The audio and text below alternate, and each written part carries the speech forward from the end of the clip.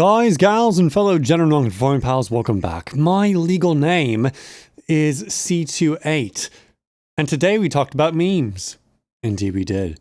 Not just memes, but like meme language, meme culture, culture. Of course, it's pop culture and media. Let's get into it.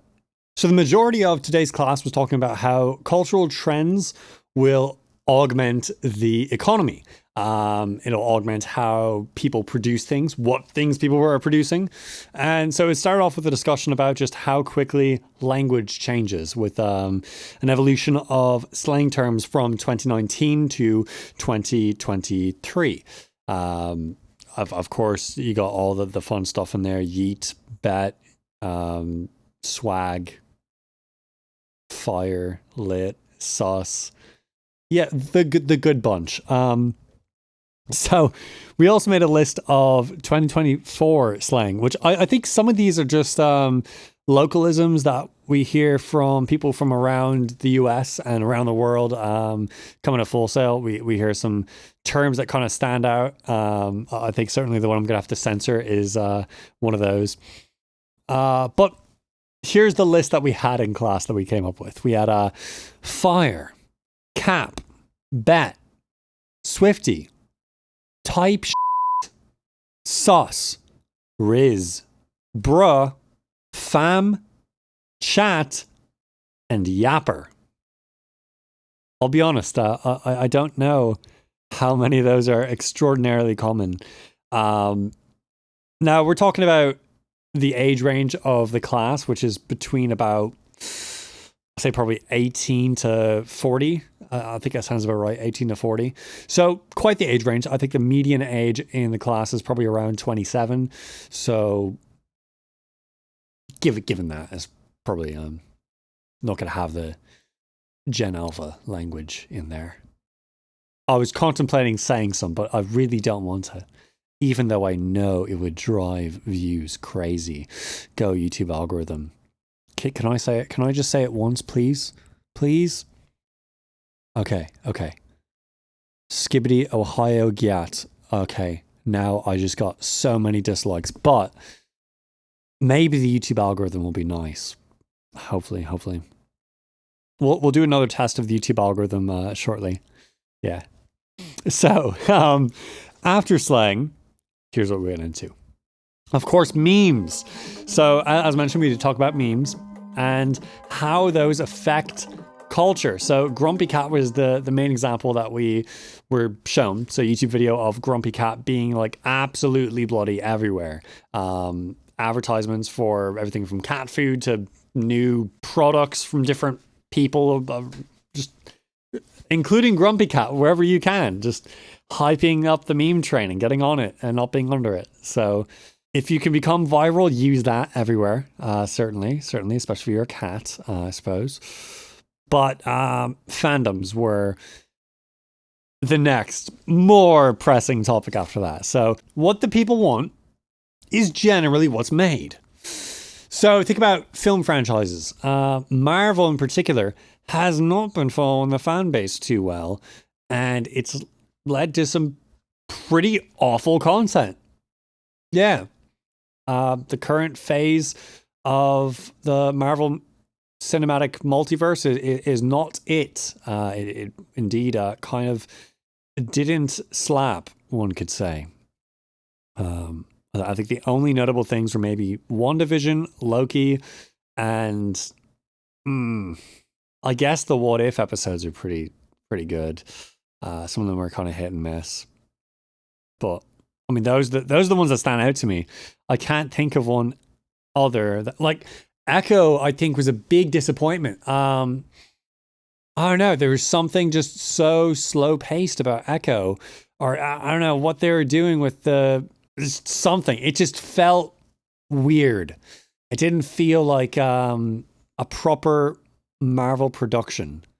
And Echo's got some wild, gritty stuff going on. Like, that had great potential to be absolutely amazing, like, whoa, like on the level of Daredevil, and which it should have been, because it's in the same, general, I mean, I don't want to say universe, because it's the same universe as like Thanos, but it could have done better, and I don't think it did. fans advocating for something will indeed lead to typically that thing happening. Think of the Zack Snyder cut of the Justice League. That would have never come out if it weren't for the thousands of fans, millions, screaming, raging online. Oh my goodness, you have to release this. I want to see this. And then it not only released, but hit theaters at that. Quite something indeed.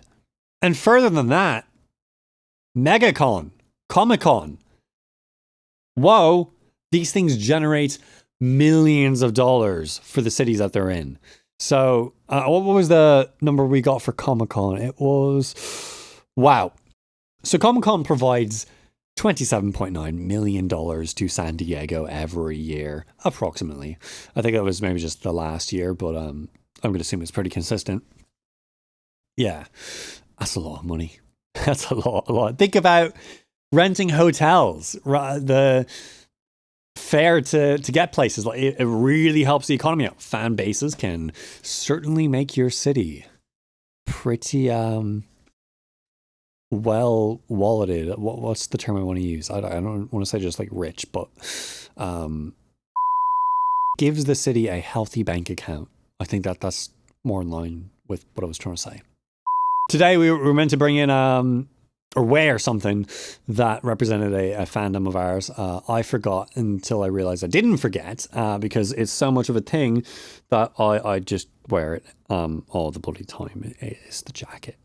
So my thing was cyberpunk culture of like evolving humanity through technology, super hyper futuristic things, and talked about like how great it is to see with the evolutions in machine learning, artificial intelligence systems, whatnot, how a lot of the fictions are now becoming reality, and it's enabling us to do some really cool stuff like Siri shortcuts and machine learning together. Oh my goodness, your phone becomes a powerhouse. I think the one thing Apple does wrong more than anything else they do, the one thing they do the worst is advertising what the product can do when you dive into it and customize it more.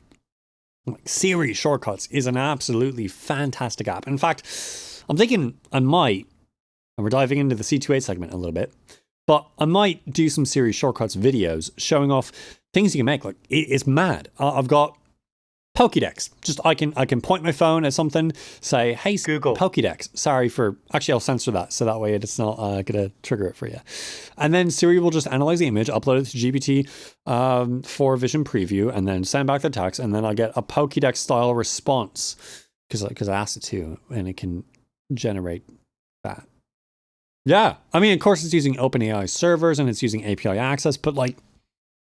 That's cool. My phone's a Pokédex. That's pretty interesting, isn't it? I could go to the share sheet and share a menu with a shortcut that sends text back on the recommendation based on what it knows about me. Like, that's mad. Now, some of these features are probably going to come to the iPhone in iOS 18. And a lot of these are just things that you see with like the Humane AI pin and the Rabbit R1 and other fun little AI gadgets and whatnot. It's cool to see technology augmenting humanity in a really cool way, for hopefully the better. We had some more discussions in class about different fandoms, how they interact with the market and films as well. How streaming, especially after the pandemic, has gained a huge boost, and a lot of people are just not going to cinemas anymore because of that. Or people who are overly excited to be back in cinemas. We had a discussion on what is the takeaway from a cinema experience that you don't get when you stream, even if you have like a home studio.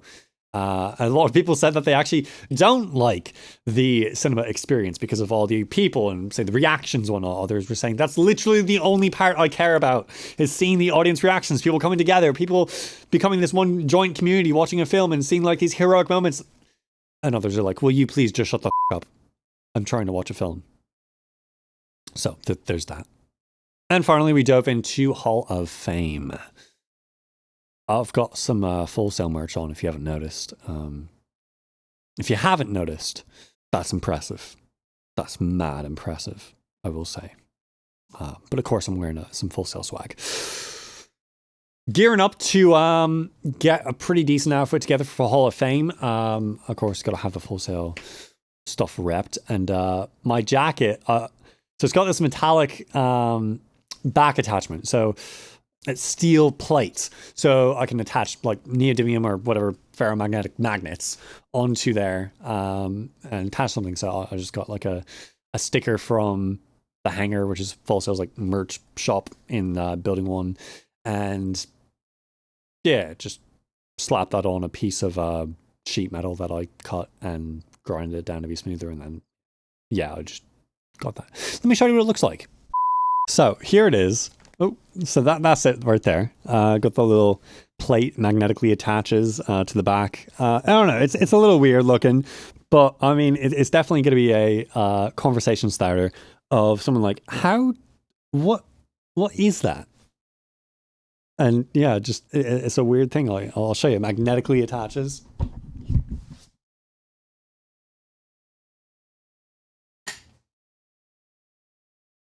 I know, it's a little strange. It's a little dumb. Now, that's not the reason I got the magnetic plates attached to the back of the jacket. Really, it's for electrical components. So something like a battery pack could just be on the back of the jacket, something like that. You need a bit of a stronger magnet than one I've got. But, well, good luck finding it, to be honest, because I'm using like pretty big neodymium magnets. You saw the size. They're not massive, but like they're pretty strong, and it doesn't actually hold up the battery too well. But point is, like, it's for interesting things to go in the back. Say like a solar panel. I could have like a solar array that juts out from the back and then use that to charge devices. Just crazy cyberpunk stuff, you know. And of course, the look of the jacket is pretty cyberpunk too, with like all the black reflective accents and the shoulder stuff. I mean, it's pretty nice. Hall of Fame 14 is starting next week. So very excited for that. I'm going to do a lot of resume building. I've got to have a few different resumes set up. And I don't know if you saw the 2 little squares on the wrist of that jacket, but beneath those 2 squares are NFC tags, near field communication, a form of RFID, radio frequency ID, basically just like caveman Bluetooth. That's a dumb way to say it, but yeah, so wireless communication between the tag and your phone can happen, or any device that has NFC stuff enabled. Basically, to know if you have it, if you can use like tap to pay or stuff like that, you got it because it's using that tag. So people can tap my wrists and get my info. I think I'll have my website on one wrist, and then I'll have my resume on the other wrist. And then I can just exchange the resume one for different links, depending on the different resume when I go to different areas. Say they need one resume, I'll just encode boom there, a different resume, boom there. If it's only like exchange between 2, I'll overwrite the website one, and then it's like, hey, this one for this one, this one for this one. But I think generally I'm going to be able to have the same resume for everyone. I'm a pretty versatile audio engineer, but another different hats that are worn, from mixing to mastering to sound design and whatnot. I think sound design and audio mixing those are probably the 2 that might separate a bit, but really they tie into each other a lot, because it's still dealing with the digital audio workstation environment and analog gear. So I'm excited. I wish I had more portfolio stuff to show off, but yeah, it is what it is. Maybe my YouTube channel could be something to show on there, but I don't know. There's a lot of stuff that's like really casual on my YouTube channel. So while I do have a lot of professional work here, I don't know if it's resume worthy. Like, of course, people can see it at any point. They can just, C28, what's that? And then look on YouTube, find C28 music, and be like, oh, hi, friendo. And then see me. And if you were searching for me just now and you found this video, hi. Good job on the, I guess, prophetic idea. That was, wow, I had that idea before you did, but you did it. Good job. Good job. But anyway, Hall of Fame 14 will be exciting. Lots of different events happening, different seminars I'll be going to, networking for sure with fellow students, past students, alumni, and whatnot. And of course, people in the business world, recruiters.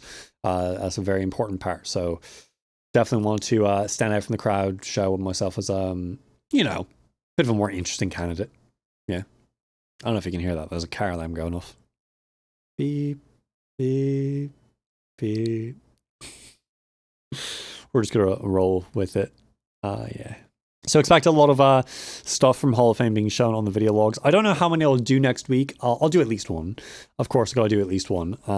But I might do several. I might do just the one. We'll see. I think a really good way to do it, that would kind of suck because it's a lot of production, is to do one for every day of Hall of Fame. So I'll do sort of a intermission from this class, and then instead of it being week 3 of pop culture and media, it'll be Hall of Fame 14, day 1, day 2, day 3, day 4, and just do one for every day.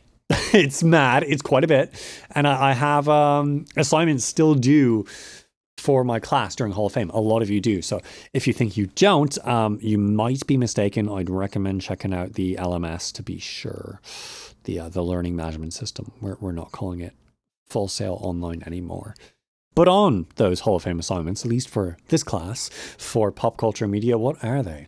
Well, we went over that. So over here, I've got the info on that. So no meetings, week 3, of course, because we are going to go to Hall of Fame. We're going to go to Hall of Fame for those days and enjoy that. Do different events, whatnot. Go to seminars, meet people, and network, and hopefully get a job or something. Yeah. So the 3.7 assignment here, first one up, is the fandom image hunt. So essentially just searching for 3 different images of different fandoms and just explaining them, how they relate to pop culture. Very simple assignment. And kind of just showing like you did go to Hall of Fame, checking up on that. But there is still a check-in process for Hall of Fame where you sign in with your QR code from the Full Sail 1 app, and yeah, they know you went to Hall of Fame that way.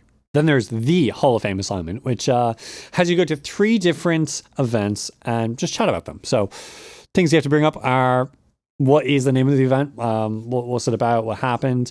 And then a photo of you at the event, just, you know, prove you actually went to the bloody event. And then talk about, what did you learn? How does this relate to your future goals as a professional? And how does it relate to the concepts of the class, if it does? Hopefully it does. In which case, if it doesn't, pick a different event, I suppose. And then another thing due that week is the 3.8 Fandom and Me assignment. So that Fandom and Me assignment is essentially going to be you interacting with a fandom in some way and showing that and explaining that a bit. So for me, it's probably just going to be me chatting in the Rabbit R1 Discord, chatting with fellow R1 holders, prospective buyers, and people who already have their hands on one, lucky but showing off, you know, that's the fun thing I enjoy, the tech community, kind of cyberpunky in a way, but not, you know, too much, not like Neuralink or something. You're just saying, why did you pick that event? Was it like something you had long-term interest in, you're just doing, or you just saw it, you're like, yeah, this is cool, let's jump in. I imagine roasting someone on X is probably not considered community engagement, but I mean, technically it is, but I imagine you probably get point stocked for doing that. And then just tell everyone, did you enjoy the stuff you did there? And was the community supportive? Was it a little bit toxic? How's it like there? Do you think it's overall beneficial for that IP it's associated with, or no? In this case, the IP being the Rabbit Tech company. And that is going to be an initial post. We're also going to have discussion post, first discussion post of the class. Everything else has been just a post to the instructor, which I don't really like a whole lot. I like being able to see the different responses from other students, and it helps give you more ideas on how to approach things when you see what other students are doing. So I certainly like the way that Project M Portfolio 2 did that. So the Show Pro class had almost exclusively discussion posts for every assignment. It was just a discussion post, and that was brilliant, getting to see and interact with all the students. So I like that a lot. Shame that it's not really the case for the first half of the class, but yeah, it's mad. We're halfway through the class. Oh, that's weird. But yeah, there are literally just 2 lectures left, and that's it. Of course, Hall of Fame week still, so we got a lot of work, and I still got to do all my week 2 stuff. Like there's still most of the class left to do, even though technically there are just 2 lectures left. That's mad to think about. So I still have to do the assignment where I'm talking about a current media platform and its predecessor. I think I'll do a video kind of like this, a video log. I might do it right after. I think I said I was going to do that last video log, and well, guess what? I did. Sorry. I mean, you're not going to see it anyway. So, what do you care? But anyway, I will be doing it this time. So, I'll be doing that, getting busy with that. C28 segment time now. Still planning that Portal 2 video. I think it's going to be some time before I really start production with that, just because I've got the assignments that I have, I'll be honest, procrastinated. I could have got some of them done yesterday, and I didn't, so I should have done that. I don't know. I think what I'm going to do is I might just like unplug and pack up my PS5 and TV in preparation for my move, and just also to encourage me not to relax in that way. Relax by doing stuff that contributes to C28 music, as much as that might be a little bit stressful at first. But like, I do enjoy the stuff I do. It's just, I think sometimes there's more motivation to do something relaxing rather than productive. So I'll just encourage myself to do something productive by getting rid of the way to relax. I'm sure there's some therapists watching this like, oh, that's a bad idea. But hopefully it's not a terrible idea, just a bad one. Additionally, I think I'd like to do some tech videos. It might be associated with the C28 electronics portion of stuff, C28 tech. But really, I mean, the channel's called C28 Music, but I want to do a whole lot more than audio and music and whatnot. I want to do like a lot of crazy things here, because I do a lot of crazy things and I don't show them all. I mean, like, I think I'm a pretty decent pianist, and I don't really post a whole lot of piano videos. I do some stuff with a synthesizer. From time to time, I'll just post videos of me aimlessly just doing stuff on the piano, just freestyle, whatnot, improv, and those videos are pretty fun to do. I mean, they're simple. Not really any editing work there, if any. But like I was saying with series shortcuts, I'd like to make some videos on that. I think it'd be really cool to, even if they're just short form content. I mean, I did kombucha before I did series shortcuts, and on YouTube, that is, because I've not been doing it that long, kombucha, as opposed to series shortcuts. In my life, I've been doing automation for bloody years.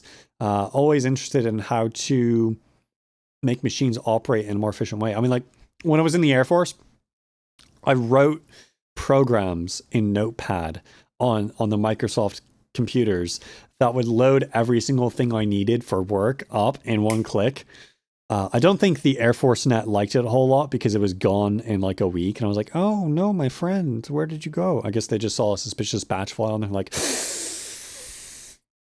it's the adversary. But it was fun while it lasted. I didn't do it again, just in fear of the AFNets following me home and stealing my... I don't know what I'm going to say, but just like, yeah, it was deleted and I was like, ooh, sketch. I guess I shouldn't have done that. But yeah, automation's like super fun. Especially series shortcuts, being able to have your phone do what you want it to do instead of saying, hey, Google, will you please tell me what the highest rated option for ice cream is in the area? And it says, and instead of it saying, I don't know what that is, sir. I don't know how to respond to that. Let me search the web. It says, yeah, it looks like Paul's Bakery just about half a mile away. It has like the best rating. You should go there. That'd be a much better thing for it to say. So make it say that instead. Automation is great for being able to, like, I walk home and Siri says, welcome home, boss. Hello, Mix. Welcome back. And can just tell me what the temperature of the room is, turn the lights on for me. Don't have to do anything. Simple as. Think about the action button. I have an iPhone 14 Pro Max, so I don't have the action button, but I do have back tap. You can program your action button to detect what location you're at, the different settings on your phone that are enabled, different focus modes, and do different things based on that one little button. One button that is exactly what you want it to do, depending on where you are. That's cool. So I think I'd love to show how you can customize your phone with Siri shortcuts. I'm not going to be the best at it, okay? There are other tech YouTubers that do this way better. But I hope that because I'm not a tech channel, I mean, as far as like I do stuff related to technology with synthesizers and audio workstations, but not like programming and iPhones and new fancy stuff coming out. I'm not that kind of channel. I hope it would bring people who are not in that tech sphere closer to that information. So you could do that stuff. So you can automate your life and make things easier, make things more interesting, more fun. My phone is like such a fun thing to interact with now because of all the automations I put on it. I can talk to Siri and Siri will talk back to me. I can say, like, here's an example, if it works. I think, here, I'll boost the gain. Oh, my interface fell. Sorry. I'll boost the input gain so you can hear Siri, but as an example, hey Google, why don't you work? Sorry, I didn't understand that. Sorry, I don't understand. That's not nice. I won't respond to that. Okay, so for some reason HomePod's not doing the things I want it to do. It's yeah.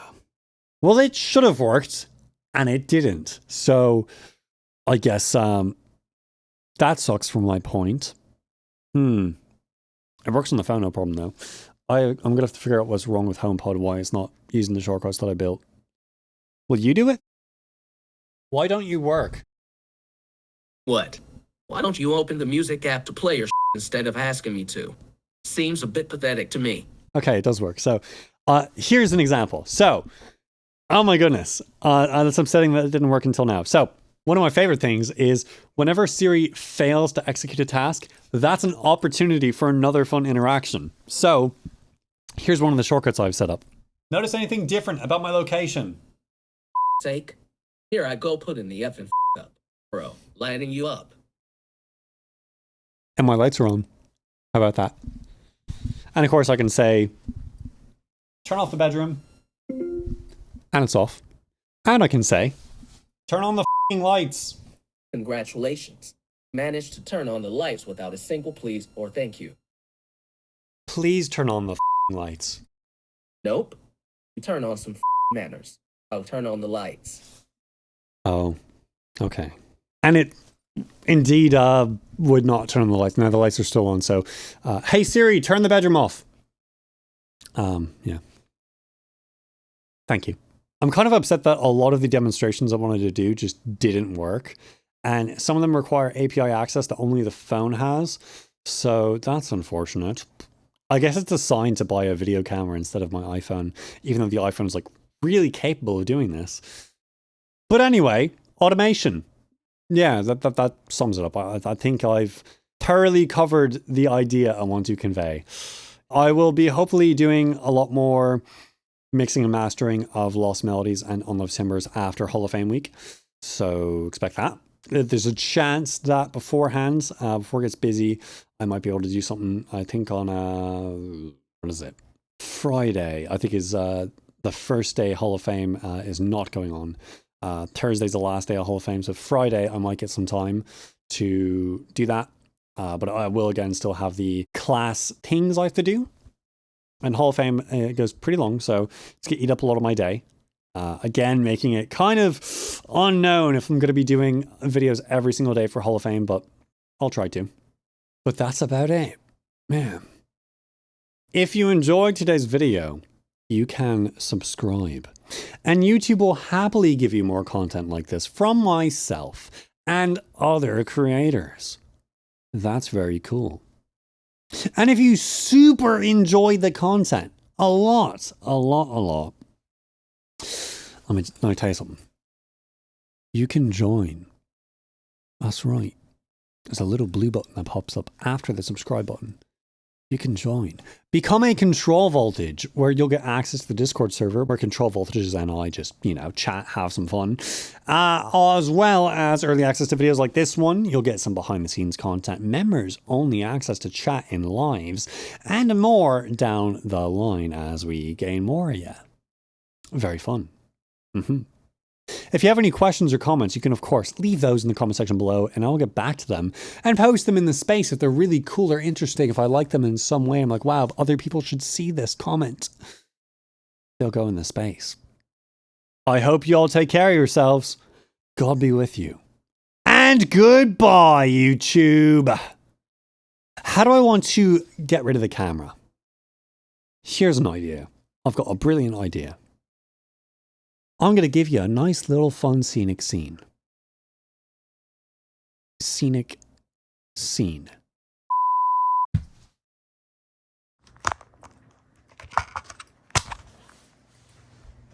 Off we go.